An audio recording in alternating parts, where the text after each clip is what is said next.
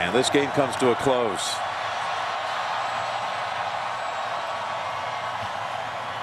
A 30-12 Pittsburgh victory.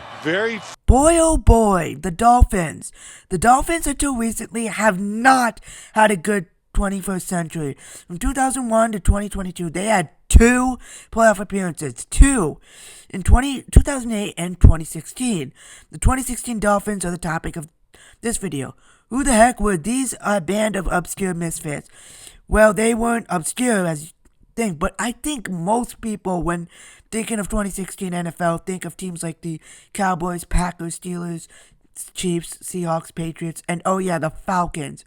Anyway, let's get straight into the video, and before you watch, please consider liking, subscribing, and sharing. Anyway, first we got the QB of this team, Ryan Tannehill, drafted 8th into the 2012 draft behind RG3 and Luck. The Dolphins were tanking for Luck, but hey, at least they won the tank for Tua trade, which kind of. People started tanking for Joe Burrow, but okay, I'm getting ahead of myself. He had 3,000 yards, well, less than 3,000. He had like 5 less than 3,000 yards, 67.1 completion percentage, 19 touchdowns, and 12 interceptions. He was the quarterback of this team for 13 games until he got injured. He was nowhere near his Titan self in the years with the Dolphins. He was fine during those years. In his only playoff season, with Miami, he was middle of the pack in terms of the overall quarterbacks. But man, seeing him on the Titans and take them to 3 straight playoff appearances, including an AFC championship appearance and a number 1 seed, the Dolphins really screwed him over. Next, we have running back Jay Ajayi. This man played just as I got into football. He was pretty good in the 2016 season, and a huge reason why the Dolphins made it. He had nearly 1,300 yards off 260 carries and 8 touchdowns. He was a key piece in a playoff team and a Pro Bowler for the Dolphins that year. He go to the Eagles in 2017 the next year, and the Eagles won a ring. I think he's playing soccer professionally last time I heard. I'm not sure, but he's not in the league anymore. But he was good while he was winning, especially in 2016 where he owned a Pro Bowl. Jarvis Landry, the LSU guy, he was the wide receiver 1 of this team and had over 11,000 yards off 94 catches and 4 touchdowns. He like Ajayi, earned a Pro Bowl. Landry wasn't the only good wideout on this Miami roster. We have to give a shout out to Devontae Parker. Not as good as Landry, as he had 400 less yards and 38 less catches. You do the math. He was more of a wide receiver 2, but he provided 4 touchdowns and overall above average. Let's also give a shout out to Kenny Stills. Actually, you know what? Stills was more of the wide receiver 2, not Devontae. Parker was good, but Stills had a teensy bit less yards than Devontae, but 9 touchdowns. This man was scoring points day in and day out. He even have more yards per catch, meaning he could catch the long ball. So yeah, I think Stills was the wide receiver 2 of this team.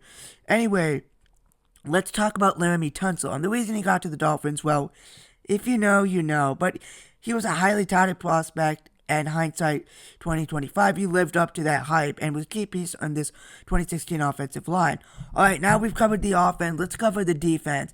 Ndamukong Suh, the defensive tackle, was a key on the early playoff Lions, and he was good on this Dolphins defense. 72 total tackles, 41 solo, 11 tackles for a loss, 17 QB hits, and 5 sacks. He showed up for his team, and this is evident by the fact that he got a Pro Bowl alongside Jarvis Landry and Jay Ajayi. Corner Xavier Howard was on this roster. He was a rookie just drafted with no interceptions. 29 of his 40 tackles were solo tackles. Next we have Cameron Wake, the defensive end. The final Pro Bowler on this list, he has 11.5 sacks. Yeah, that man could breach through offensive lines like James Bond, and followed it up with 22 out of 29 tackles being solo tackles and 8 tackles for a loss with 12 QB hits. Next we have other cornerback, Tony Lippett. 4 interceptions, though he has 0 yards off these interceptions. He had 76 total tackles, 45 of which was solo. So shout out to linebacker Kiko Alonso. He has 69 solo tackles and 115 in total. He was out there making plays, pinning down offensive players before they scored. Now on to special teams. For punting, we have Matt Dahl. He punted 90 times in 16 games, which is over 5 a game. His punts had 300 return yards in total, which I think is good. I know 32 inside the 20-yard line is pretty decent, and the 44.3 punt average, well, it's not exceptional. It's okay. That's all I'll say. Then we have our kicker, Andrew Franks. He had 41 out of 42 extra points and 16 out of 21 field goals, with his longest being 55. He made 76.2% of his hits, which is good, but not great or Pro Bowl worthy. Not a prime Morton Anderson or prime Adam Vinatieri, but good. The coach was Adam Gase? Yes, Adam Gase somehow led a playoff team. That's like SpongeBob being serious and no nonsense. It's not natural. Anyway, so how did the season go for the Dolphins? Let's see the schedule. Alright, they started off losing 10-12 to the Seahawks. In the fourth quarter, they had a 10-6 lead, but with 31 seconds left, the Seahawks won the game thanks to a Doug Baldwin touchdown. In week 2, they lose to the Pats. They were down 24-3 and tried to come back, but fell short. Week 3, they defeat the Browns. No doubt, those Browns went 1-15. They defeated the Browns 30-24. They dropped the next 2 against the Bengals and Titans, going 1-4, but then beat the Steelers 30-15 and the Bills 28-25. Ajayi goes off with 214 yards off 28 carries and a touchdown. Still, shout out to him, catches a long bomb touchdown. It's a close one, but the Dolphins have the 20-13 lead in the fourth quarter, but the Jets make it 23-20, but with 5 minutes left in the fourth quarter, Kenyon Drake, another guy on this Dolphins team, returns one to the house to win the game.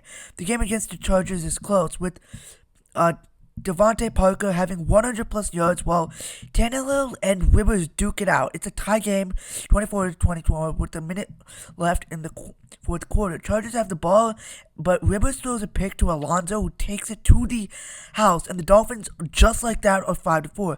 The Dolphins go to LA to take on the Rams in Jared Goff's debut. The Rams defense seems to hold it down as the Rams lead 10-0 with a little over 4 minutes left in the fourth quarter. However, Tannehill throws one to Landry. Then, with 36 seconds left, Parker catches one in the end zone to win the game 14-10. Against the 49ers, Dolphins have a 7-point lead with time running out as Kaepernick is stopped at the 2-yard line for the Dolphins to go up 7-4 before getting demolished by the Ravens. Against the Cardinals, it's close, 21-9.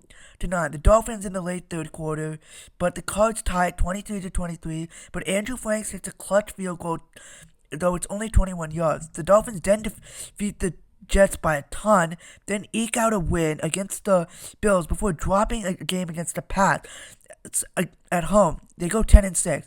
As I said before, Tannehill was out in the last 3 games due to injury, so Matt Moore plays the games against the Jets, Bills, and Pats and goes 2-1.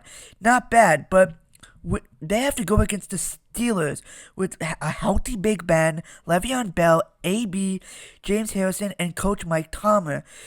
Tomlin against Gase is like a nice guy, the classic nice guy trope, and the captain of the basketball team, 5-star recruit, getting a date with the same girl. In other words, the Dolphins were cooked. Just look at the matchup. Adam Gase, who basically tanked the Jets in 2020, against Mike Tomlin, who has led in every single season with the Steelers, has led them to a winning record. And to add insult to injury, the Dolphins were rolling out with Matt Moore, a backup, instead of Ryan Tannehill. By halftime, it was 20-6 Steelers, and by the fourth quarter, it was 30-6, and the final score was 12-30. Well, the Dolphins never made it back until 2022, even having a historic losing stretch in the first half of 2019 in the Tank for Tua movement. They did get Tua, and the 2022 roster was with new faces such as Tyreek Hill, Jalen Water, and Xavier Howard. Although Howard Waller was a rookie in 2016, but now he was much more experienced and much more seasoned. But for that 1 year, the Dolphins were actually good. They did win a lot of close games and easily could have had a 14-year playoff drought if just one or two of these games went differently. But anyways, what obscure playoff team do you want me to cover next? Let me know in the comments, and subscribe if you want the Miami Dolphins to win the Super Bowl. I mean, their colors are on the Super Bowl logo for Super Bowl 60,